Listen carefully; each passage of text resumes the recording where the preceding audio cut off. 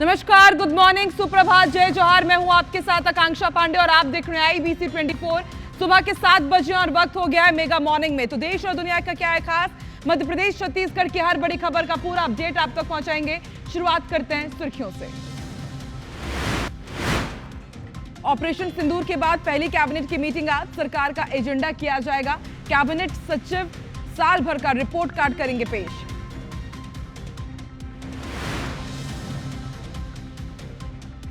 आज मंत्रालय में हो गई साय कैबिनेट की बैठक, खरीफ सत्र की तैयारियों पर होगी चर्चा, कई विभागों के प्रस्तावों पर होगा मंथन। पचमढ़ी में हुई मोहन कैबिनेट की बैठक, राजस्व विभाग में 150 नए पद सृजन करने का फैसला, श्रम विभाग में संशोधन को भी कैबिनेट ने दी मंजूरी, इंदौर में एग्रो IIT हब बनाने का फैसला।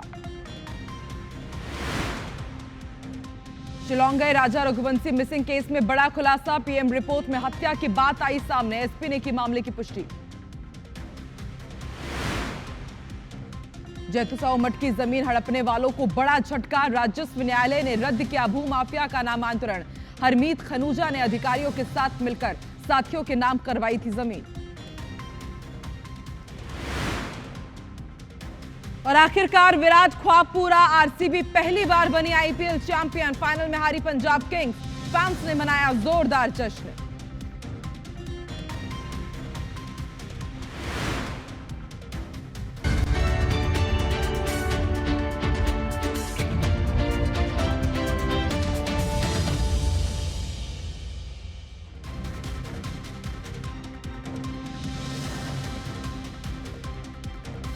और चलिए बुलेटिन की शुरुआत करेंगे, मेगा मॉर्निंग की शुरुआत करेंगे मेगा जीत की खबर के साथ। जी हां, इंडियन प्रीमियर लीग साल 2025 का खिताब RCB ने अपने नाम कर लिया है। RCB को 18 साल बाद जीत मिली है। फाइनल मैच में RCB ने पंजाब किंग्स को 6 रन से हरा दिया है। यह मैच अहमदाबाद के नरेंद्र मोदी स्टेडियम में खेला गया था। इस मुकाबले में पंजाब की टीम ने टॉस जीतकर RCB को पहले बल्लेबाजी का न्योता दिया। दोनों ही टीमें बिना किसी बदलाव के इस महामुकाबले में उतरी थी। RCB की टीम पहले बैटिंग करते हुए 9 विकेट खोकर 190 रन बनाई। कोहली के बल्ले से 43 रन आए, वहीं जैमसन और अर्शदीप ने 3-3 विकेट झटके थे। 191 रन का टारगेट चेज कर रही पंजाब किंग्स 20 ओवर में 7 विकेट पर 184 रन ही बना पाई। पंजाब से जोश इंग्लिश ने 39 और शशांक सिंह ने नाबाद 71 रन बनाए। कप्तान श्रेयस अय्यर 1 रन बनाकर आउट हो गए। वहीं कृणाल पांड्या ने 17 रन देकर 2 विकेट झटके। भुवनेश्वर कुमार ने भी 2 विकेट लिए। RCB की इस जीत के साथ 18वें सीजन में IPL को 8वां चैंपियन मिला है। मैच खत्म होने के बाद पूरे स्टेडियम में जमकर आतिशबाजी की गई। खास तौर पर RCB के खिलाड़ी और फैंस ने जबरदस्त जश्न मनाया। तो 18 साल का जो सूखा था आखिरकार वो खत्म हुआ विराट जीत के साथ। देखिए, एक शिद्दत से इंतजार किया जा रहा था कि कब RCB royal Challengers Bengaluru IPL का खिताब अपने नाम करेगी। इससे पहले भी वो 4 बार फाइनल में पहुंची थी, लेकिन कभी भी जीत हासिल नहीं कर पाई। लेकिन इस बार साल 2025 का IPL सीजन RCB ने अपने नाम किया और इतिहास रच दिया। और देखिए, कुछ तस्वीरें भी आपको दिखा रहे हैं किस तरह से जश्न मनाया गया। RCB की जीत का जश्न पूरे देश में मनाया गया, खासतौर पर बेंगलुरु में। रायपुर और इंदौर की तस्वीर भी हम आपको दिखा रहे हैं। देखिए किस तरह से RCB की जीत पर जश्न मनाया गया। जयस्तंभ चौक पर बड़ी संख्या में RCB फैंस पहुंचे, आतिशबाजी की गई, मिठाई बांटी गई, मुंह मीठा करके खुशियां मनाई गई। और देखिए, खास बात यह भी हो जाती है कि RCB के फैंस के बारे में यह कहा जाता है कि कुछ भी हो जाए, भले ही RCB की टीम फाइनल तक नहीं पहुंच पाती थी, प्लेऑफ्स में जगह नहीं बना पाती थी, बार बार पिछड़ जाती थी, लेकिन उसके फैंस हमेशा RCB की टीम के साथ ही रहे। और देखिए, इस बार जब 18 साल का सूखा खत्म हुआ है तो किस तरह से RCB की जीत पर राजवाड़ा हो, भंवर कुआं हो, जयस्तंभ चौक हो, सभी जगह बड़ी संख्या में फैंस पहुंचे और उसके बाद जोरदार तरीके से यहां पर उन्होंने खुशियां मनाई। जाम की स्थिति बन गई थी और उसके बाद कुछ लोगों को पुलिस को खदेड़ना भी पड़ा। इंदौर के रजत पाटीदार की कप्तानी में RCB ने IPL 2025 जीता है और इसलिए इंदौरियंस का ये जश्न, इंदौर वासियों की ये खुशियां और भी दोगुनी हो गई। रजत पाटीदार को इस बार RCB की कमान सौंपी गई थी। रजत पाटीदार ने जिस तरह से इस बार IPL 2025 में RCB को ये कप जिताया है, उसके बाद जश्न की तस्वीरें आप इंदौर की देख रहे हैं।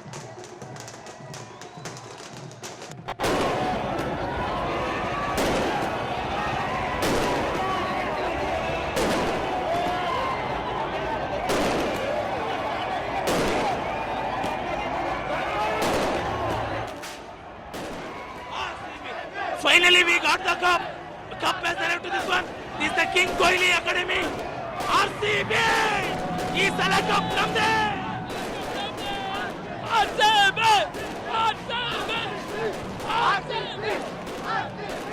तो देखिए जश्न की तस्वीरें हैं, खुशियों की तस्वीरें, और ये खुशियां बनती भी है क्योंकि इतने लंबे साल से लगातार इंतजार था, 18 साल का लंबा इंतजार, और फिर जब उसके बाद ये इंतजार खत्म हुआ तो देखिए किस तरह से सड़क से लेकर के स्टेडियम तक सिर्फ जश्न ही जश्न मनाया गया। खुशियां भी थी, थोड़े से आंसू भी थे, लेकिन वो आंसू खुशियों वाले थे। 18 साल बाद बेंगलुरु ने कप जीता है। आरसीबी ने पंजाब किंग्स को 6 रनों से हराया। आरसीबी ने पहले बैटिंग करते हुए नाबाद 190 रन बनाए। विराट कोहली ने एक बार फिर से विराट पाली खेली और रजत पाटीदार के कप्तानी में आरसीबी ने आईपीएल 2025 अपने नाम किया है। अब आपको कुछ अलग अलग तस्वीरें दिखाते हैं। पहली तस्वीर हम आपको दिखा रहे हैं इंदौर की। इंदौर से खास ताल्लुक है आरसीबी का। क्यों? क्योंकि इस बार कप्तानी रजत पाटीदार ने की, जो कि इंदौर के ही रहने वाले हैं। आरसीबी ने पंजाब को 6 रनों से हराया। दूसरी तस्वीर रायपुर की आप देख रहे हैं। पहली तस्वीर रायपुर की, दूसरी इंदौर के राजवाड़ी की। जैसे ही आरसीबी ने फाइनल मुकाबला अपने नाम किया, आप देखिए किस तरह से फैन सड़कों पर उतर आए और जोरदार आतिशबाजी के साथ मिठाइयां बांटकर, ढोल ताशों पर नाच करके उन्होंने अपनी खुशियों का इजहार किया है। और ये इजहार बनता भी है क्योंकि इंतजार लंबा था, और उसके बाद आरसीबी ने जब फाइनली ये कप अपने नाम किया तो देखिए किस तरह से सड़क से लेकर स्टेडियम तक आतिशबाजी हुई। लोगों ने गले मिलकर के, लोगों ने नाच गाकर जीत के जश्न का इजहार किया है।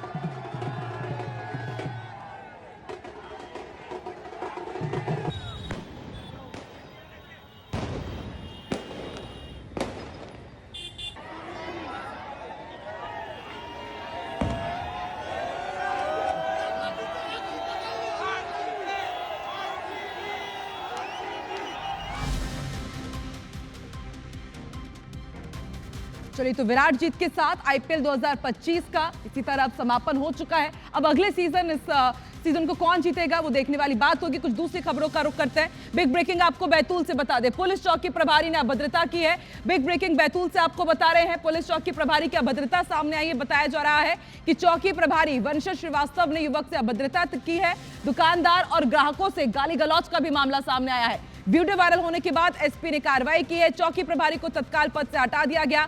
सारनी थाना क्षेत्र के पाताखेड़ा इलाके की घटना है। कुछ तस्वीरें भी आपको दिखाएंगे कि किस तरह से थाना प्रभारी कुछ युवकों के साथ अभद्रता कर रहे हैं। ये तस्वीरें आप देखिए किस तरह से लोगों के यहाँ पर धक्का दिया जा रहा है। इनके हाथ में बेस है, यहाँ पर आप देखिए किस तरह से बैट से लोगों से अभद्रता की जा रही थी, गाली गलौज की जा रही थी। और जैसे ही ये पूरी जानकारी एसपी को लगी, उसके बाद गाज गिरी है, नप गए हैं चौकी प्रभारी। तत्काल उन्हें पद से हटा दिया गया है। ये तस्वीरें आपके टीवी स्क्रीन पर। तो बीते कई दिनों से शिकायत मिल रही थी कि थाना प्रभारी लोगों को धमकाते हैं, दुकानदारों के साथ गाली गलौज करते हैं, ग्राहकों के साथ अभद्र व्यवहार करते हैं। उसके बाद ये वीडियो वायरल हुआ और अब एसपी ने कार्रवाई की है। चौकी प्रभारी को तत्काल पद से हटा दिया गया है।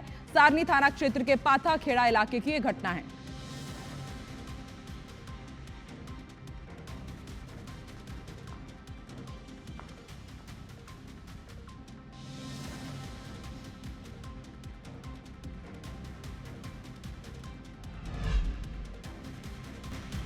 इधर छत्तीसगढ़ के धमतरी और केशकाल से हादसे की दो तस्वीरें हम आपको दिखाते हैं। पहली तस्वीर धमतरी से, जहां ट्रैक्टर पलटने का लाइव वीडियो सामने आया। बताया जा रहा है कि ड्राइवर नशे में धुत था और ट्रैक्टर चला रहा था। इसी दौरान सड़क किनारे ट्रैक्टर बेकाबू होकर पलट गया। चपेट में आने से साइकिल सवार छात्रा की जान बाल बाल बची है। मामला कुरू थाना इलाके का है। वहीं केशकाल विधायक नीलकंठ टेकाम की गाड़ी भी दुर्घटनाग्रस्त हुई है। हादसे में ड्राइवर की मौके पर ही मौत हो गई। बांसकोट थाना पुलिस मामले की जांच कर रही है।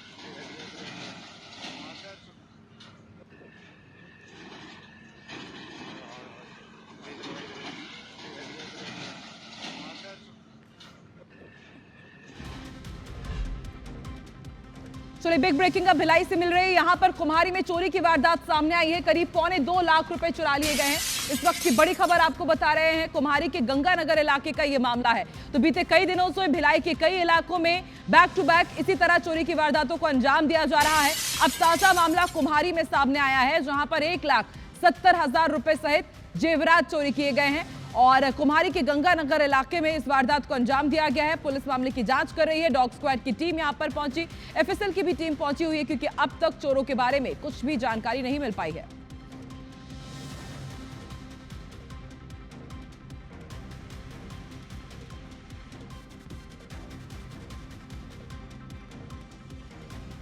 और चलिए राजम का रुख करते हैं। अवैध रेत खनन पर देर रात प्रशासन ने एक्शन लिया है। अवैध रेत परिवहन करते हुए 9 हाईवा वाहन जब्त किए गए हैं। बड़ी खबर आपको बता रहे हैं, बीते कई दिनों से जानकारी मिल रही थी कि राज्य में अवैध खनन हो रहा है, तो उस पर आप देखिए किस तरह से एक्शन लिया गया। एक चेन माउंटेन को भी जब्त किया गया है। इसके साथ ही खनिज राजस्व और पुलिस विभाग ने ये संयुक्त कार्रवाई की है।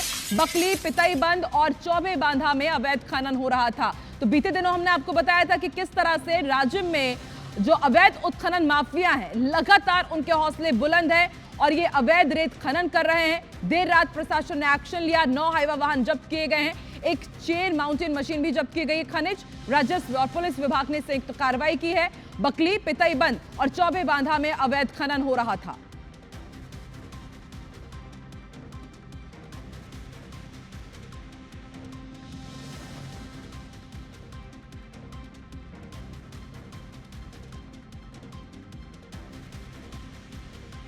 इधर रायगढ़ जिले के चारमार गांव में हाथी का एक शावक सूखे कुएं में गिर गया।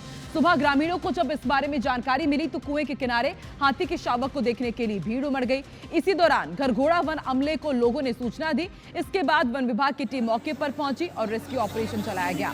वन अमले ने जेसीबी के जरिए कुएं के पास एक गड्ढा खोदा, मिट्टी का ट्रैक बनाया और शावक के लिए रास्ता बनाया। रात भरी खबर यह रही कि शावक मिट्टी के इस ट्रैक के सहारे बड़ी ही आसानी से बाहर निकला और जंगल की ओर अपने परिवार के पास भाग गया। बताया जा रहा है कि घरघोड़ा वन परिक्षेत्र में पिछले कुछ दिनों से 35 से ज्यादा हाथियों का दल घूम रहा है। देर रात इसी झुंड से ये शावक भटक गया था, गांव की ओर चला गया और फिर उसके बाद सूखे कुएं में गिर गया।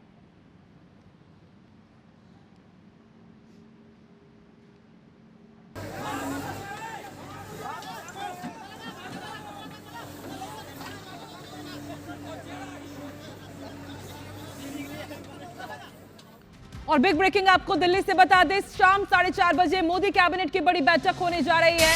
माना जा रहा है कि कई बड़े फैसले हो सकते हैं। बिग ब्रेकिंग, शाम 4:30 बजे मोदी कैबिनेट की बैठक होगी। पीएम मोदी की अध्यक्षता में केंद्रीय कैबिनेट की मीटिंग होने वाली है। तीसरे कार्यकाल के पहले किस तरह से उपलब्धि मिली है पूरे मोदी सरकार को, उसका जिक्र किया जाएगा, उस पर मंथन होगा। सभी अहम मंत्रालय 1 साल के कामकाज का ब्यौरा देंगे और माना जा रहा है कि ऑपरेशन सिंदूर को लेकर के भी यहां पर दिशा निर्देश दिए जाते हैं। ऑपरेशन सिंदूर को लेकर के जिस तरह से अब आगे मोदी सरकार को बढ़ना है, उपलब्धियां गिनाना है, उसको लेकर के भी चर्चा होगी। तो बिग ब्रेकिंग, मोदी कैबिनेट की आज बैठक शाम 4:30 बजे होने जा रही है। प्रधानमंत्री नरेंद्र मोदी इसकी अध्यक्षता करेंगे। तीसरे कार्यकाल के पहले साल की उपलब्धि पर चर्चा होगी और इसके साथ ही ऑपरेशन सिंदूर का रिपोर्ट कार्ड पेश किया जाएगा। सभी अहम मंत्रालय 1 साल के कामकाज का ब्यौरा देंगे। तो बिग ब्रेकिंग आपको बता रहे हैं इस वक्त की।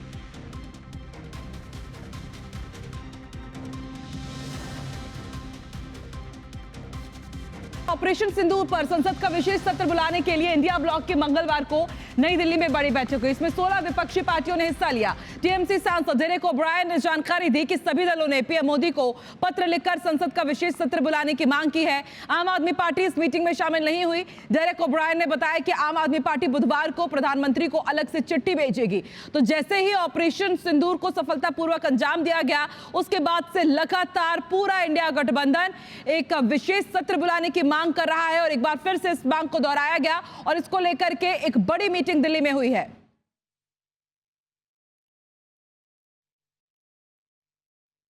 तो 16 विपक्षी पार्टियों ने इस मीटिंग में हिस्सा लिया था। टीएमसी सांसद डेरेक ओब्रायन ने जानकारी दी है। हम आपको ग्राफिक्स के जरिए भी बता रहे हैं कि आखिर इस मीटिंग में क्या कुछ हुआ है।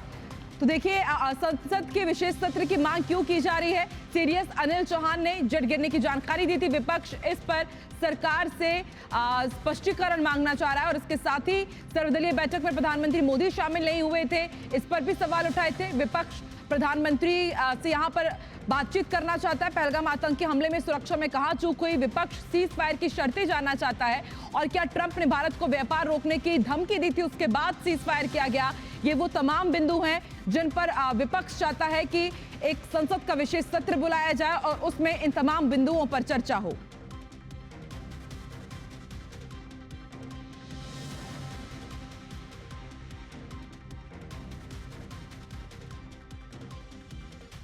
चलिए अब रुक कर लेते हैं बड़ी खबर का। नेता प्रतिपक्ष राहुल गांधी आज हरियाणा के दौरे पर रहेंगे। गुटबाजी खत्म करने के लिहाज से उनका यह हरियाणा दौरा बेहद अहम माना जा रहा है। कल भोपाल वो पहुंचे हुए थे और आज वो हरियाणा पहुंचेंगे। संगठन को मजबूत करने के लिए राहुल गांधी गुरु मंत्र देंगे। तो देखिए अब किस तरह से संगठन को मजबूत करना है, राहुल गांधी उस पर फोकस कर रहे हैं। कल भोपाल पहुंचे थे, वहां पर उन्होंने कहा कि सबको एकजुट होना पड़ेगा और हरियाणा में जिस तरह से हमने बहुत बड़ी गुटबाजी देखी है, जिसका खामियाजा भी कांग्रेस को उठाना पड़ा, यहां पर उनको सरकार गंवानी पड़ी थी। और अब राहुल के दौरे के बाद माना जा रहा है कि अब जिलाध्यक्षों की नियुक्ति यहां पर संभव होगी। इसके लिए प्रदेश के सभी जिलों में 22 पर्यवेक्षक पहले ही तैनात किए जा चुके हैं और आज राहुल गांधी इन्हीं पर्यवेक्षकों से मीटिंग करेंगे और फिर फीडबैक लेंगे। तो राहुल गांधी के इस दौरे के करीब 1 महीने बाद हरियाणा कांग्रेस में जिलाध्यक्षों की नई नियुक्तियां भी हो सकती है। जिले में 22 पर्यवेक्षक पहले ही तैनात किए गए थे, इनसे फीडबैक भी लेंगे राहुल गांधी।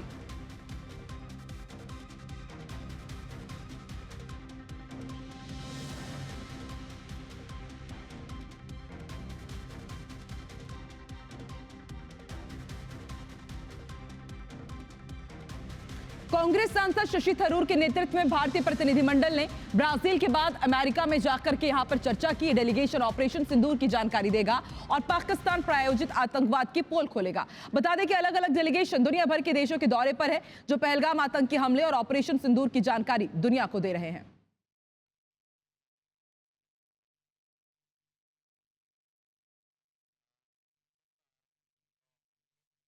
और बिग ब्रेकिंग अब आपको रायपुर से बता दें, आज साई कैबिनेट की बड़ी बैठक होने जा रही है। मंत्रालय में दोपहर 12 बजे ये बैठक होगी। सीएम विष्णुदेव साई की अध्यक्षता में ये बैठक मंत्रालय में होने जा रही है। सबकी नजरें टिकी हुई है कि आने वाले खरीफ सत्र की तैयारियों को लेकर के क्या दिशा निर्देश दिए जाएंगे।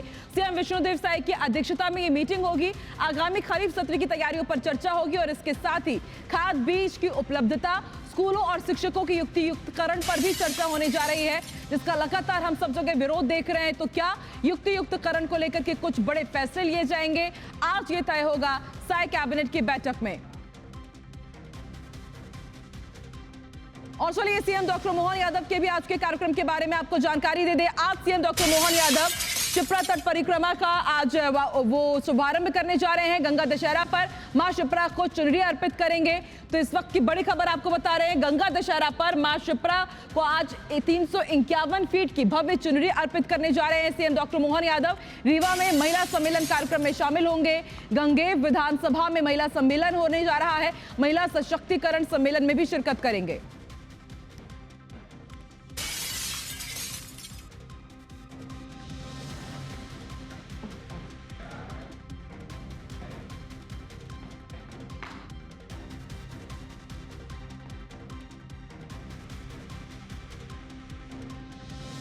और इसी के साथ मेगा मॉर्निंग में फिलहाल इतना ही। देश और दुनिया की तमाम बड़ी खबरें IBC 24 पर लगातार जारी है। आगे देखिए अमर वाणी अमर वोट शुभांगी ठाकुर के साथ। देखिए छत्तीसगढ़ में क्या है खास। नमस्कार।